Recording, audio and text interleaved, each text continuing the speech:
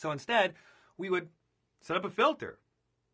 For example, like this one here, that says, I will only accept routes from neighboring BGP routers as long as those routes are or include a subnet mask that is less than or equal to 24, or less than or equal to 22, or less than or equal to 21, whatever your policy dictates. As a result, the customer would have to summarize, for example, those routes and send you that /24 or 23 or 22 instead of all their 25s and 26s and 27s and 28s.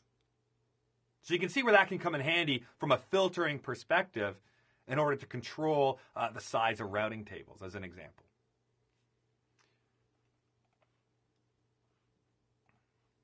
Our last example here, prefix list F, we threw in as a deny, just so you can see that it doesn't always have to be permit.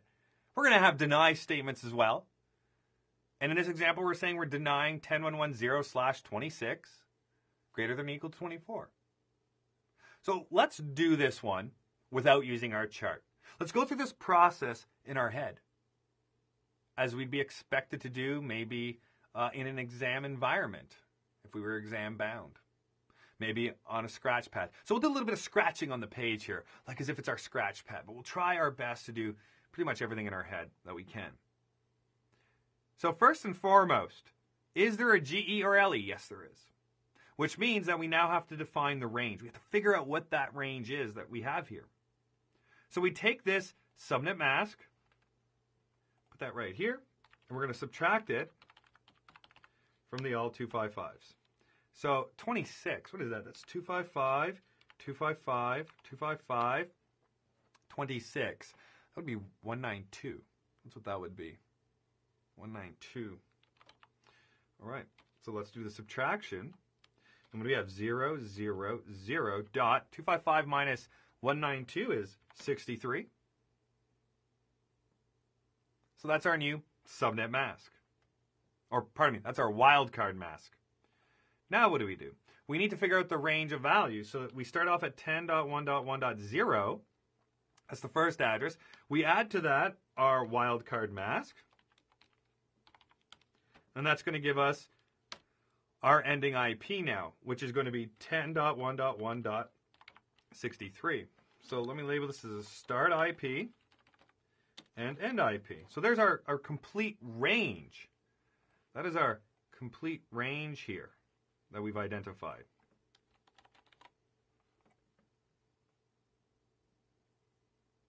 And then it has to have a subnet mask of greater than or equal to 24. So subnet mask greater than or equal to /24. All right. So we have identified that any route, any address from 10.1.1.0 through 10.1.1.63 with a subnet mask greater than or equal to /24 will be denied by this particular prefix list. So what if we have a route? Let's say that is 10.1.1.0/24. Will it be denied? Yes, it will be. Don't get caught up looking at this as the subnet mask if you are trying to compare. For example, my question was, will the address or route 10.1.1.0/24 be denied?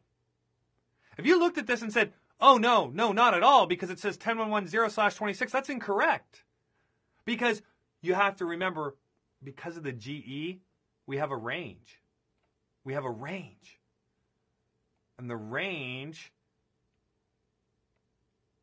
we know exists because of the GE that's listed here. So GE or LE means this becomes a range of values, and then this is the subnet mask. So if we saw, for example, prefix list F instead said 10.1.1.0/26 greater than or equal to 25 as an example, would 10.1.1.0/24 be permitted? Yeah, in that case it would be. If the subnet mask was, if the GE was listed as 25. Why? Because it'd be 10110, and now we have a subnet mask of /24 on there. So it'd be permitted. As long as we have, what? A permit statement that would be permitting everything else, because we have that implicit deny rule at the end. Remember that.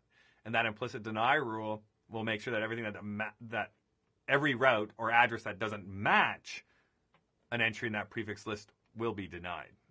Will be denied. So these are examples of 6 different prefix lists, folks. And remember, you can have multiple entries inside of a prefix list. And you just simply add more and more entries to that prefix list with sequence numbers, so you can sequence them any way you want to.